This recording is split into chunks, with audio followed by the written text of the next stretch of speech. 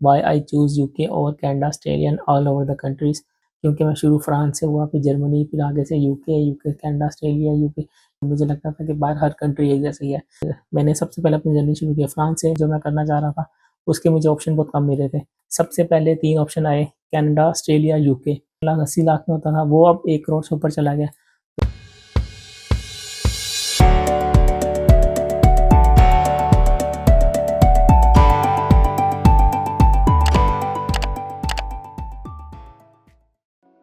Hello, अस्सलाम वालेकुम, welcome आप सबका न्यू वीडियो में। तो आज की वीडियो में मैं बताऊंगा कि वाई आई चूज़ यूके और Canada, Australia and all over the countries.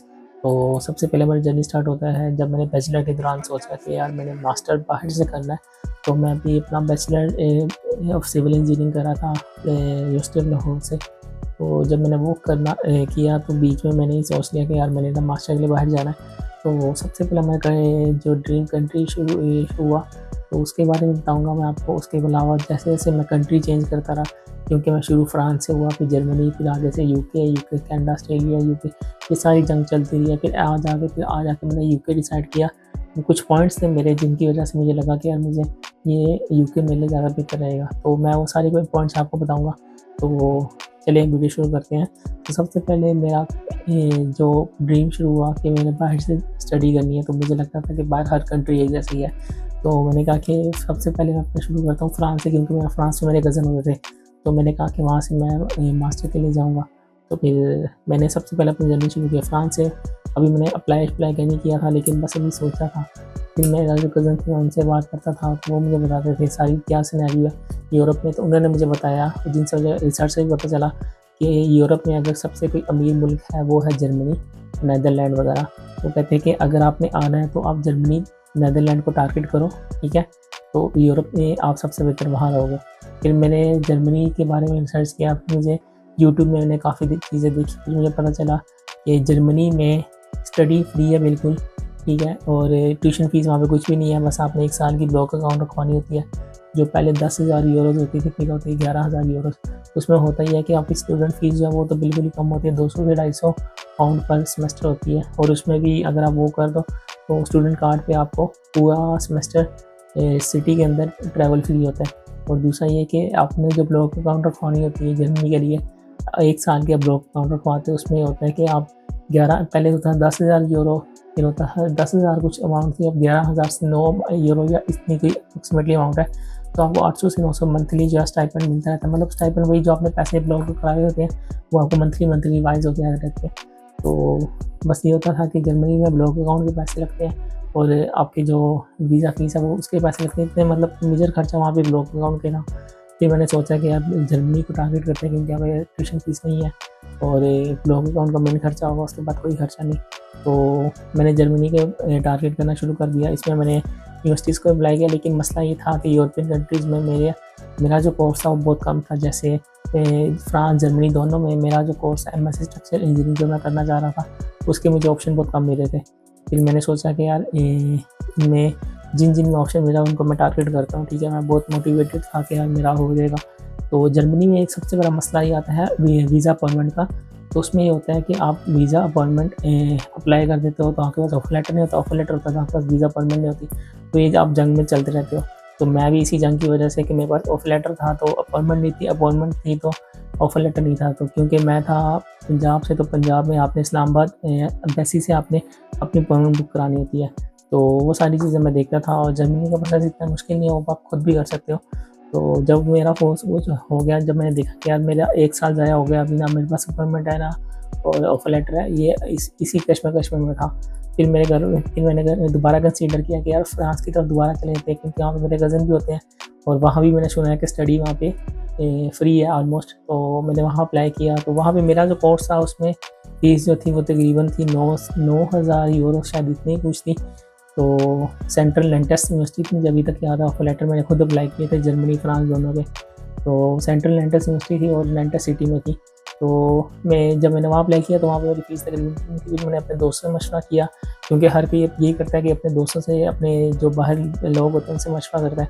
तो मैंने सबसे मशवरा किया, उन सब ने मुझे, कुछ लोग कहते हैं कि हाँ ठीक है 1 साल में तुम्हारी डिग्री हो जाएगी। फ्रांस में भी 1 साल में डिग्री हो जाती है अगर आप वहाँ पे M2 में एडमिशन हो, क्योंकि फ्रांस में अगर आप मास्टर 1 में जाओगे तो मतलब पहला साल मास्टर में जाओगे तो वो M1 होगा, M2 में जाओगे तो आपका मास्टर सेकेंड ईयर होगा। उसमें अगर आपका बैचलर 4 साल का है तो आप डायरेक्ट M2 में एडमिशन लेके 1 साल में डिग्री कर सकते हो फ्रांस से। लेकिन फिर मुझे लोगों से बात करके अंदाज़ा हुआ कि जर्मनी, फ्रांस या जितने भी यूरोपियन कंट्री जहाँ पे लैंग्वेज बैरियर बहुत बड़ा मसला है। और दूसरी बात ये है कि अगर आपको ये हो भी जाए तो आपको इस फील्ड की जॉब तो इम्पॉसिबल ही समझो, अनलेस कि आप CS फील्ड से रिलेटेड हो या IT फील्ड से रिलेटेड हो। फिर उसके बाद मैंने घर में दोबारा कंसिडर किया कि यार अब मैं जर्मनी, फ्रांस तो कर नहीं सकता, क्योंकि यहाँ पे मसले बहुत आ रहे हैं, अपॉइंटमेंट का इशू आ रहा है, कभी कुछ मसला आ रहा है। फिर एक घर में बहस हुई, फिर मैंने अपने दोस्तों से मशवरा किया, तो डिस्कशन के बाद सबसे पहले 3 ऑप्शन आए, कनाडा, ऑस्ट्रेलिया, UK। कनाडा इसलिए क्योंकि उसकी हाइप बहुत अच्छी बनी हुई है कि कनाडा में PR जल्दी मिल जाती है, अर्निंग अच्छी बन जाती है। दूसरा ऑस्ट्रेलिया में ये है कि वो अभी डेवलपिंग कंट्री है, वहाँ पर सिविल इंजीनियरिंग का बहुत स्कोप है, तो मैंने वो कंसीडर किया क्योंकि मेरे काफ़ी दोस्त भी वहाँ गए हुए हैं। तो उसके अलावा तीसरा ऑप्शन था UK में हर किसी बंदे का कोई ना कोई दोस्त गया होता है।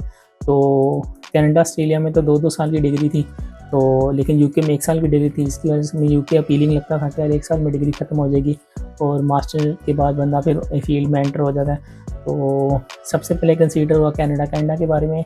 जब वहाँ कनाडा में भी लोग अमाउंट ऑफ पानी पड़ती है, तकरीबन GIC अमाउंट वो पहले तकरीबन 10,000 होती थी, अब वो तकरीबन 20,000 कैनेडियन डॉलर हो गया। तो कनाडा का प्रोसेस जो पाकिस्तानी जहाँ से 60 लाख, 70 लाख, 80 लाख में होता था, वो अब 1 करोड़ से ऊपर चला गया। तो जब मैं अप्लाई कर रहा था तो तब वो कहते थे कि 6 महीने का आपने माइंड रखना है, 6 महीने से 1 साल तक का प्रोसेस में। और कनाडा के लिए वो कहते थे कि कनाडा के लिए ये कहते थे, ऑस्ट्रेलिया के लिए जितने भी कंसल्टेंट थे वो कहते थे कि आपने 3 से 4 महीने अपने जेब में रखना है, क्योंकि आपका GT आएगा, GT के बाद आप यूनिवर्सिटी अप्लाई करोगे, ऑफर लेटर आएगा, वो सारी चीज़ें कर आगे। तो UK के लिए हर कोई कहता था कि आपका 1 से 2 महीने में हो जाएगा। तो ये सारी चीज़ें थी। तो हर एक के डिपेंड करता है कि आपका इंटरेस्ट कैसा है और आपका प्रायोरिटीज़ क्या है, ठीक है। तो मेरी प्रायोरिटीज़ सबसे पहले स्टडी थी, जिसकी वजह से मैंने सोचा कि यार मैं UK कंसीडर कर लेता, क्योंकि यहाँ पे 1 साल का मास्टर है। फिर मैंने UK कंसीडर किया, अपने दोस्त से मशवरा किया, क्योंकि यहाँ पे मेरे काफ़ी जानने वाले भी थे, हर एक का कोई जानने वाला UK में होता है, तो जिसकी वजह से मैंने UK कंसीडर किया। ऑस्ट्रेलिया में भी जानने वाले थे, कनाडा में मेरा कोई भी जानने वाला नहीं था। जानने वाला ये होता है ना कि जब पाकिस्तान में होता है, बंदे का ये माइंडसेट होता है कि यार कोई जानने वाला हो, ताकि कोई इमरजेंसी गुजारना ऐसा कुछ हो जाए तो उसमें कोई ओके शुरू इनिशियल फेज़ में कोई ना कोई मदद कर दे या कुछ भी गाइड कर दे एटलीस्ट, क्योंकि बाहर के मुल्क में गाइडेंस ही सब कुछ होती है, वरना हाँ कोई अपने ओन पे कुछ ना कुछ कर ही लेता है।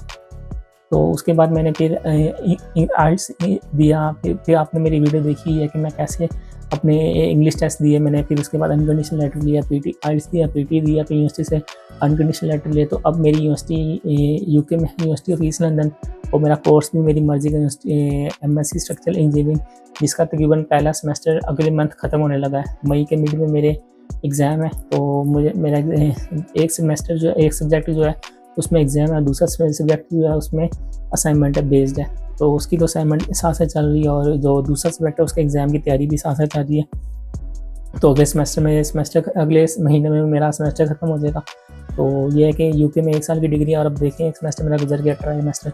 इसके बाद मेरा सेकंड ट्राइमेस्टर होगा, जो होगा सितंबर से लेके जनवरी तक। जब वो ख़त्म हो जाएगा उसके बाद मेरा डिसर्टेशन तो थीसिस होता है, वो हो जाएगा शुरू। तो ये है कि 1 साल में डिग्री ख़त्म हो जाती है। बाकी UK में फ़ीस जो है वो तकरीबन पूरी डिग्री की तकरीबन इतनी होती है, 12,000 से 15,000 पाउंड एवरेजली।